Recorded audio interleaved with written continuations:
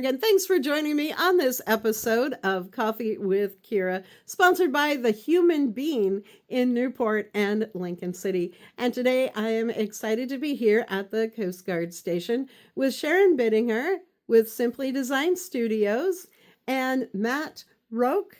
He was a BM1 with Coast Guard Station, Yaquina Bay. Thank you both so much for being here. Today is what's known as Dump Day, the unofficial start of crab season. Sharon, tell us a little bit about Dump Day, what that is, and the crab blessing that you do. Sure. Dump Day is a 73-hour soak before the official start of the season. The season typically starts on December 1st. Very rarely does it ever make the official start. There's a lot of factors that go into that. That could be the domoic acid. That's a naturally occurring algae.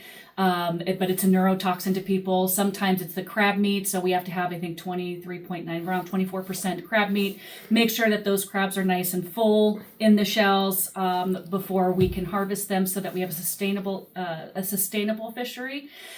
So there are a few reasons that seasons get delayed. This time it was, I believe, domoic acid and a little bit of the crab meat. So now that the season has started, the start date is the 16th at 9 o'clock in the morning. I believe it is.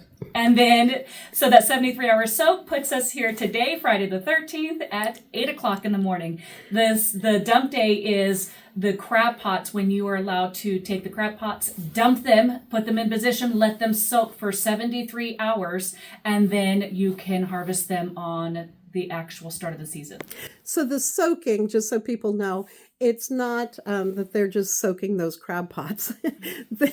They have the meat or the bait in them, and they're soaking them down into, they go down to the bottom of the ocean, and that's what attracts the crab to them. So the crabs are filling up during these 3 days in those crab pots, right? That is correct. And because it's a mandatory time, because it's a set time, that 73 hours, it's usually the biggest harvest of the season. So because you cannot touch those pots once they land until the opener, that means for 3 days, for the 73 hours, the crab are just filling. And so those first loads, we get those nice, full, delicious crab pots. And that's make or break of the season for many people. And then it kind of becomes a race. But another big factor in the crab season is price, right? That is correct as well. So currently there is no price set. We are just a couple of days from the actual opener of the season. And so a lot of the boats are not moving right now up and down the Oregon coast. We are also, weather is a factor. We've got some really gnarly weather coming in, and so right now there's not a whole lot of a push to get a price, but that's something that they're going to be negotiating. So the Crab Association will be negotiating that. And Sharon, let's talk a little bit about the families. You are at home. You mentioned, I think that all three of your family members are going out. What's it like getting ready for crab season? Chaos. It's chaos. Crab season is stressful. So our area, our home, everything around it is filled with fishing lines and crab gear and bait cans and totes and everything you can imagine. Everyone's kind of running around. My husband is a second generation commercial fisherman. We have a 64-foot steel boat here in Newport, and both of my boys, I have a 19-year-old and a 22-year-old son that are going to both be out crabbing. So this season it's me and the cat. And you do a lot of cooking. Our grocery stores are really in the money right now because of getting ready for crab season, right? Well, I kind of feel bad because I didn't do it this year, but yes. It's a tradition. She makes the burritos. I see all of your cooking posts.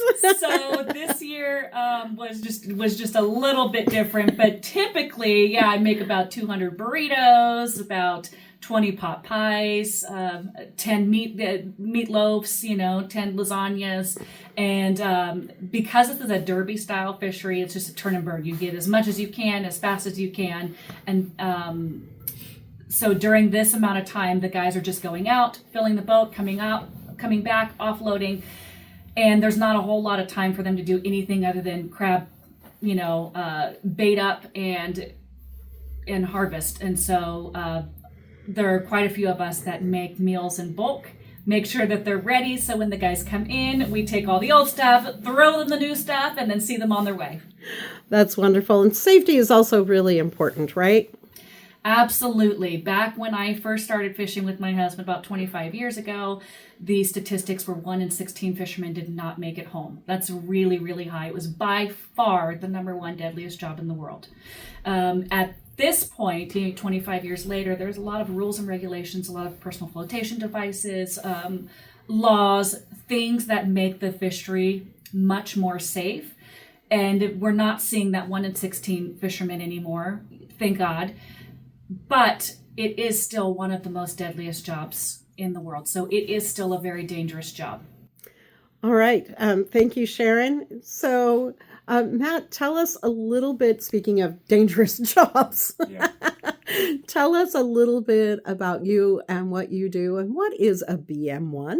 Yeah. So my name is Matt. I'm originally from California. So I moved up to Oregon in 2014, kind of unsure. I didn't really like it while I was here at first, but then I grew to, it's pretty cool to have the small communities with the crabbing fleet and everything. So being able to be in that tight-knit community is pretty awesome. Being here, I've been here for 4 years now, so I've grown from a BM3 to a BM1 now. It just started out being just a boat crew member, and now I am certified as a surfman to operate the boat in 20-foot breaking seas and up to 30-foot seas. So it's pretty awesome. It's great being able to manage the crew, and it's awesome being able to work as a team. Everybody from the top down is the team here. So if there's, God forbid, an emergency and you have to go and respond to a vessel, are you one of the, as a surfman, are you one of the ones that, besides driving the boat, that you're out in the water helping retrieve people, getting them to safety? Tell us a little bit about that.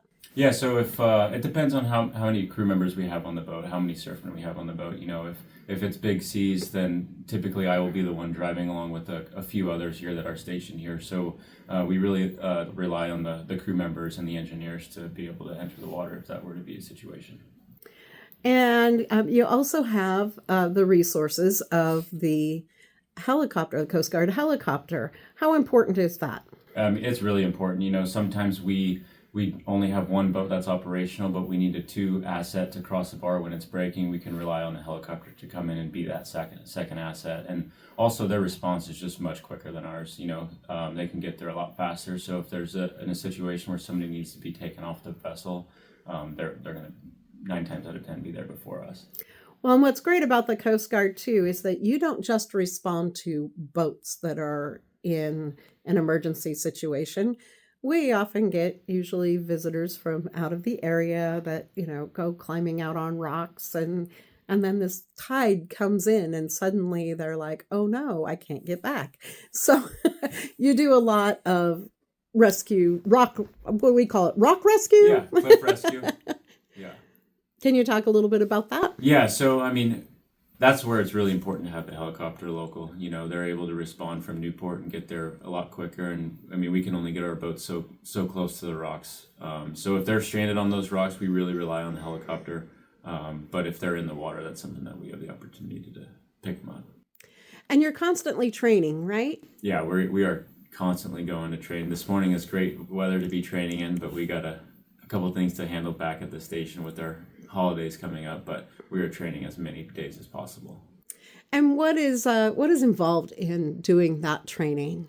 It's really important that we look at the weather, the conditions, the incoming, the tides, the conditions. We're looking 3 days out trying to plan, because right now with these conditions that we have, we are trying to train the up and coming heavy weather coxswains and surfmen. So it's a great opportunity for them.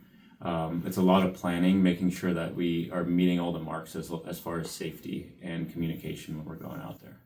Speaking of communication, the Coast Guard puts out like a weather report and things.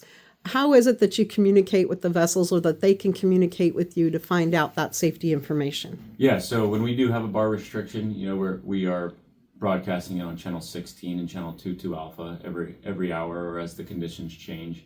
And along with that, we're giving the conditions as well as what we're restricted to. So we could be no restriction, flat calm day, or we can bounce it up to an all-in-all restriction, or even a captain of the port. Captain of the port will shut down all vessel traffic past the bridge and out to buoy 1. And that's just saying that, the conditions are 22 foot breaking across the bar. We don't think it's safe for anybody to be coming in or out. And let's talk a little bit about life jackets and safety.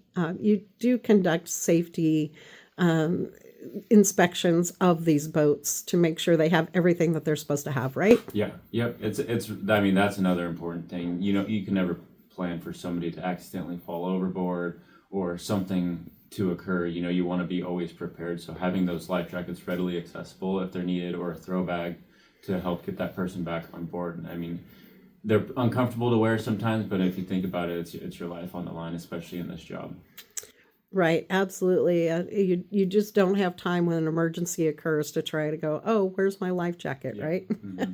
Yeah, one thing to note with us broadcasting and communication as far as the bar restrictions and stuff, it's important. I know they've been doing it long before I've even been in the Coast Guard. They've been doing it 25 years, like you said, 50 years, 40 years. So they know to,